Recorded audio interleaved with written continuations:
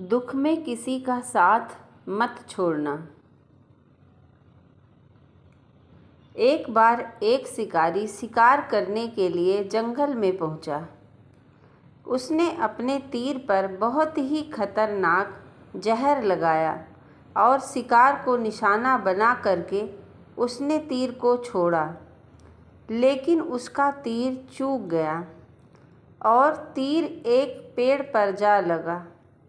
वह पेड़ बहुत ही हरा भरा और उस पर बहुत सारे तोते रहते थे। जैसे ही वह जहरीला तीर उस पेड़ पर जाकर लगा, वह पेड़ धीरे धीरे सूखने लगा और उस पेड़ पर जो तोते रहते थे वह एक एक करके उस पेड़ को छोड़कर जाने लगे। उस पेड़ के बड़े से कोटर में एक बहुत ही बूढ़ा तोता रहता था, जो बहुत ही धर्मात्मा और अच्छे मन का था। सभी तोते उस पेड़ को छोड़कर जाने लगे थे, लेकिन वह बूढ़ा तोता जाता था, दाना लेकर आता और उसी कोटर में आके बैठ जाता था, परंतु उस पेड़ को छोड़ने के लिए तैयार नहीं था।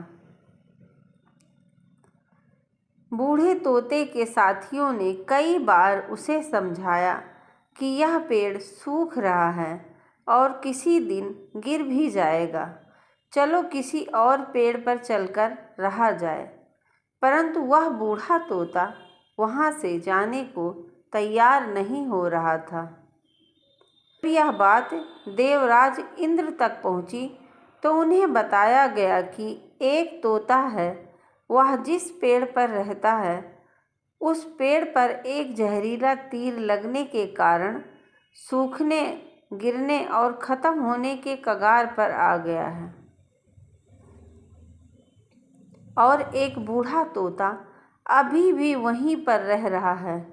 वह दाना लेकर आता है और वहीं पर रहता है, जबकि उस जंगल में बहुत सारे पेड़ हैं, लेकिन वह उसी पेड़ पर रह रहा है। देवराज इंद्र प्रकट हुए और उस बूढ़े तोते से कहने लगे कि आप बहुत धर्मात्मा हैं, बहुत ही अच्छे मन के हैं, लेकिन आप इस पेड़ को छोड़कर किसी और पेड़ पर चले जाइए, क्योंकि यह पेड़ कुछ ही दिनों में गिर जाएगा।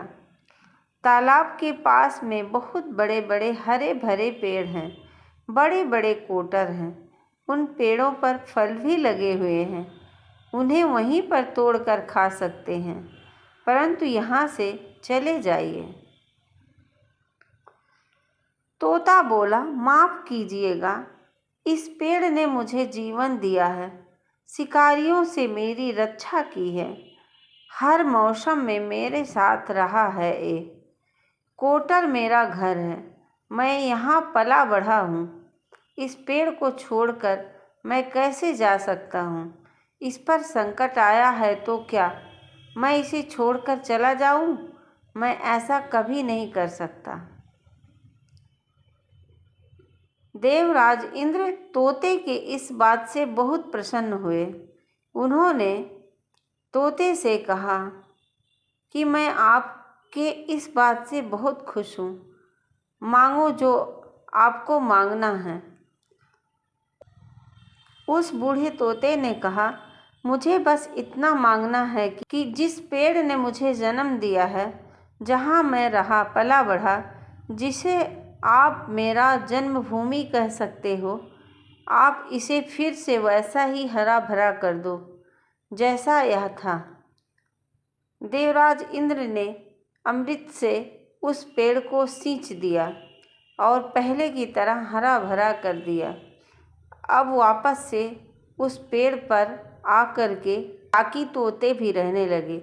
वह बूढ़ा तोता कुछ समय तक और जिंदा रहा, फिर उसकी मृत्यु हो गई और वह स्वर्ग में चला गया।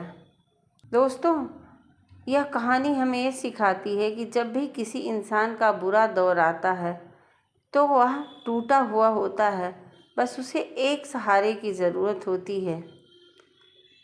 अगर आप ऐसे में उसे छोड़कर चले जाएंगे, उससे बात नहीं करेंगे, उससे मुंह मोड़ लेंगे तो कोई आपको बुरा नहीं कहेगा, लेकिन